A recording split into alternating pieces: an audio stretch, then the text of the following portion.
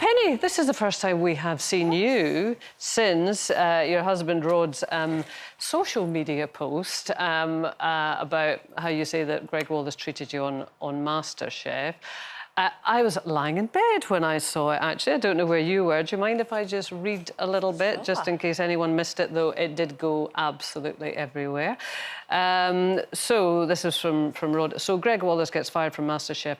Good riddance. Wallace, you humiliated my wife when she was on the show. You're a tubby, bald-headed, ill-mannered bully. He was not missing the wall there. Karma got you. Clearly, he felt very, very strongly to write that. Well, you're not going to tell us in detail what happened, but were you humiliated? Yeah, without going into details, I didn't realise my husband had sent that post out until it was out. And, of course, you can imagine the influx of inquiries there were. I most definitely was witness and victim to some of the bullying and harassment behaviour of Gregg Wallace. And unfortunately, a lot of those involved in the production team were also witness to that. And I really feel that he used his position of power to, I believe, intimidate and cause distress to a lot of people on set. And it's really unfortunate that someone like him is allowed to get away with that, and while others sort of stand by and let it happen at the same time. And it's obvious that a lot of people come forward. And I think my husband, when he heard the first people talking about some of the disturbing behaviour, he couldn't sort of hold back, I guess. Protective husband thought, I'm not going to stay silent, I need to say something, because he realised how upset I was at the time. Yeah.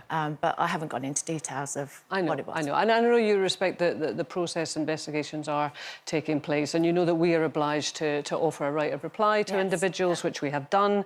And Gregg Wallace's lawyers have strongly denied, and this is a quote, that he engages in behaviour of a sexually harassing nature, though that's not necessarily what you're commenting, and they haven't come back to us this specific incident. And the BBC says we take issues that are raised with us seriously and robust processes in place to deal with them.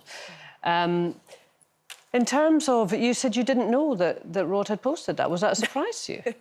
It was. I was actually on jury service, so you have to turn your phones off completely. So I was sort of like off grid for a period of time. And when I did turn my phone back on, I got a message from a friend saying, "Oh my God, how amazing was that message your husband put out?" And I'm like, "What message? What's he done?" And I was in shock. And then I thought of all the repercussions from that. But at the same time, like a day or two afterwards, I felt a little bit vindicated that something was put out there, you know. Going back to sort of that whole Me Too, you know, it's shocking to think how many women do suffer in the hands of men in a powerful position, and are too afraid to talk out. They don't feel at the time that they're going to be supported or listened to. So sometimes it can take a few years later for someone to mention something, and it gives the other victims and people that have suffered the confidence to come forward. Yeah.